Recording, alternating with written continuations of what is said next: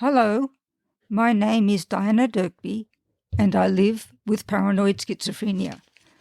The soundbite that you just heard is from Pastime with Good Company, a composition of King Henry VIII, and it was performed by Chestnut Brass.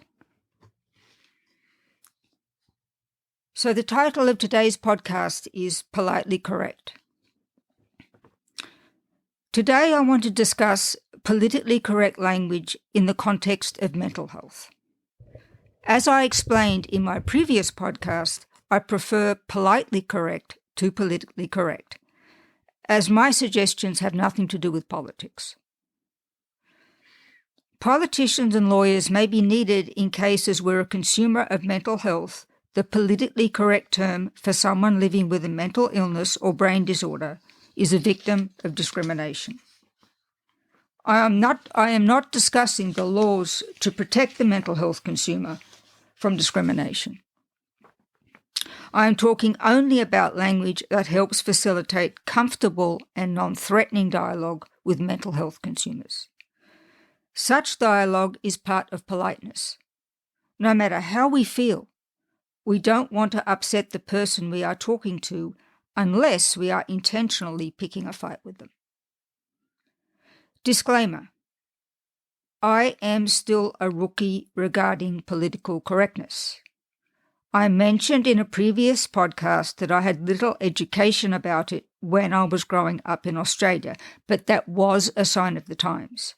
These days, many Australians embrace political correctness. Australia has laws to protect people with disabilities, including those with a mental illness or brain disorder. For example, the organisation Human Rights and Responsibilities Australia has a section devoted to helping employers talk to their employees about mental health on its website. You can easily search for it online. Most of what they say about polite correctness on this Australian website is covered by the discussion we'll have later in this podcast. For example, they emphasise the people first language. Rather than describing the person as being the disease, as in the phrase, Reese is schizophrenic, they propose Reese is currently experiencing or being treated for schizophrenia. The first mistake I realised I was making when discussing mental health was at my first NAMI support group in the USA. I said, when introducing myself, "My name is Diana, I am mentally ill, and I am paranoid schizophrenic." The moderator of the group stopped me from talking at once. Only my first sentence didn't violate political correctness. The moderator told me that the correct term when referring to someone living with a mental illness or brain disorder is consumer of mental health. Or, if you use a grammar program, it will often change that to mental health consumer, which is also okay. After I got home from the support group, I looked at Wikipedia. I learned that, and I quote, "A mental health consumer is a person who is obtaining treatment or support for a mental disorder, also known as psychiatric or mental illness." The term was coined by people who use mental health services to empower those with mental health issues, historically considered a marginalised segment of society. The term suggests that there is a reciprocal contract between those who provide a service and those who use a service, and that individuals have a choice in their treatment, and that without them, mental health providers could not exist. That entry in Wikipedia made sense to me. We are interacting with health providers, not sitting like blobs while someone who knows better than us dictates treatment that we must follow. My second mistake in that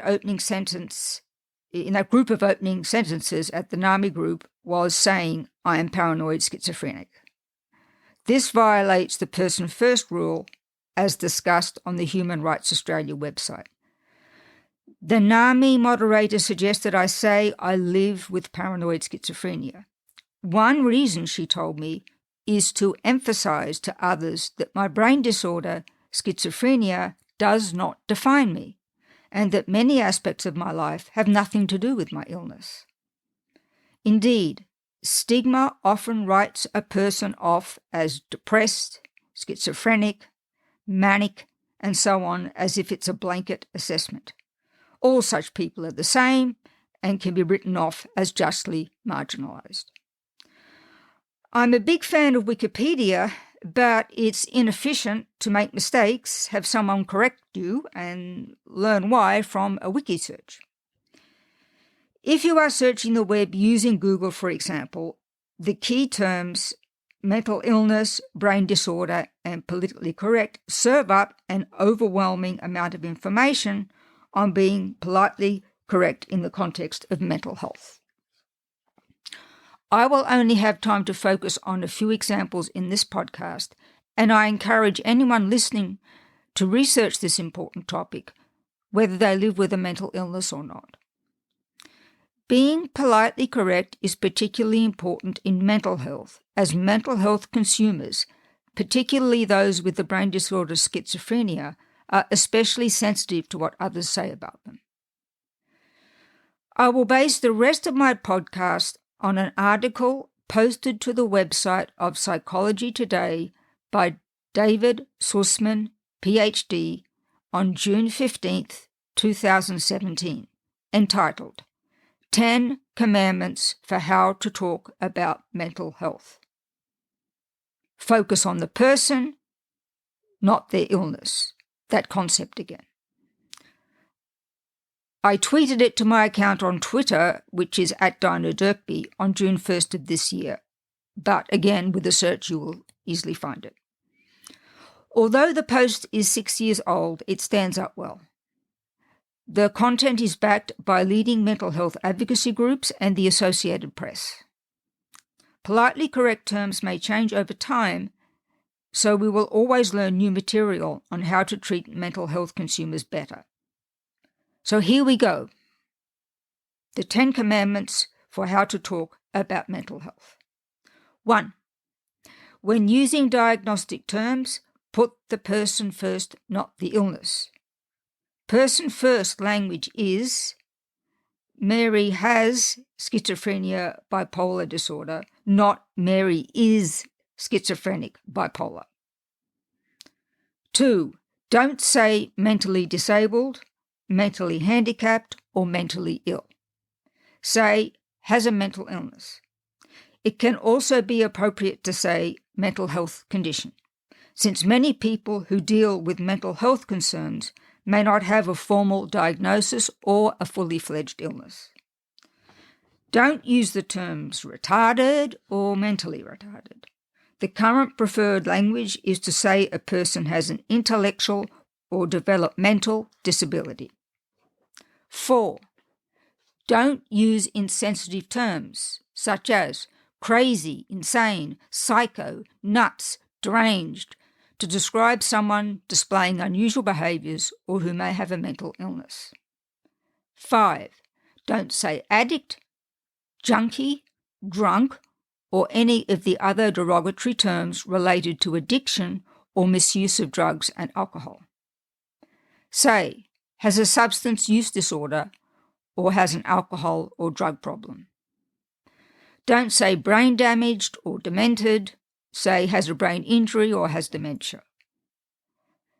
Don't say committed suicide. We're at number 7 now, which refers to the outdated notion that suicidal acts were crimes.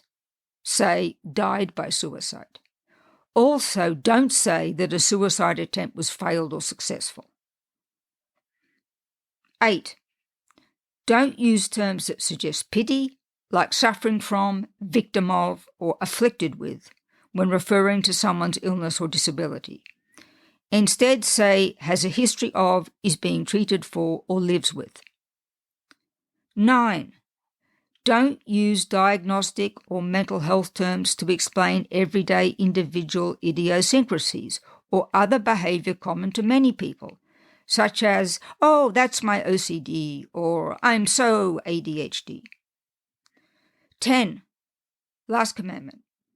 Despite these guidelines, still respect each individual's preference for how they wish to refer to their own mental health status. Some terms you may hear when someone refers to their personal mental health issues include consumer, survivor, person with lived experience, or person in recovery, among others. Finally, mental health providers still routinely use the terms client and patient depending on the specific treatment setting. In this podcast, I have only touched the surface of an important topic: how to dialogue about mental health in a way that helps everyone, in particular the mental health consumer. Since becoming more conscious of politely correct terms in the context of mental health, I am thinking about myself in a much healthier way. As always, in trying to do better, one is often rewarded. Thank you for listening.